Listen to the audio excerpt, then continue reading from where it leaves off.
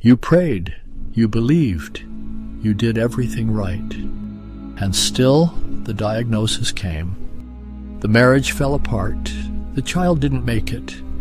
And somewhere in the silence, a question forms that feels too dangerous to ask. If God is good, why does He allow this? Today we walk into the oldest and most honest book in the Bible, the book of Job. And we look at what God Himself says.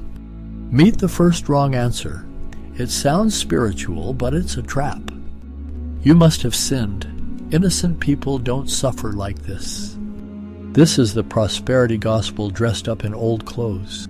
It puts the victim on trial. But at the end of the book, God says, "You have not spoken of me what is right." Job 42:7. God rejected that answer. If you've been told your suffering is because you lacked faith, God rejects that too. The second wrong answer is softer, but just as dangerous. God is using this to teach you something. Just learn the lesson and it'll stop. There's truth buried here. Suffering can produce endurance, but Bildad makes suffering transactional. Learn the lesson, get your reward, fail the test, keep suffering. That turns God into a vending machine, and it gives people in pain a crushing burden. You're not learning fast enough. The third answer sounds the most Christian of all. God's ways are mysterious. Stop questioning, just trust. And yes, God is in control. But Zophar uses mystery as a weapon against honest pain. God never tells Job to stop asking. He answers him from a whirlwind. While his friends gave speeches, Job did something remarkable. He argued with God. He didn't pretend to be okay.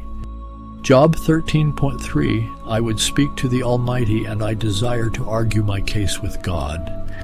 And God said, Job spoke rightly.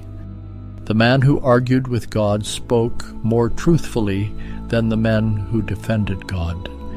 God can handle your anger. He cannot honor a faith that never wrestles with reality. Then something none of the friends expected. God shows up. He speaks out of a whirlwind. Job 38. Where were you when I laid the earth's foundation? God doesn't answer Job's why. He gives something better. He shows Job that there are things too large for any human equation. Suffering is not a punishment.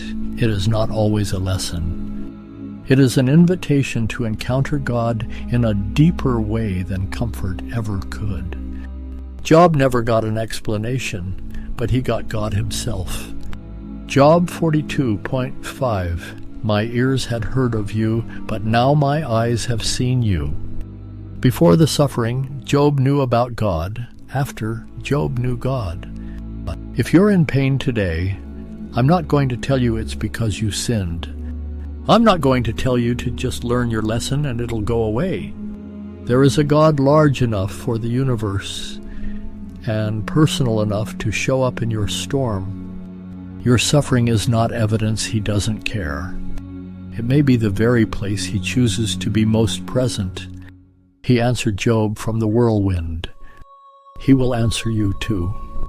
Subscribe for more. Drop a comment. What question have you been afraid to ask God?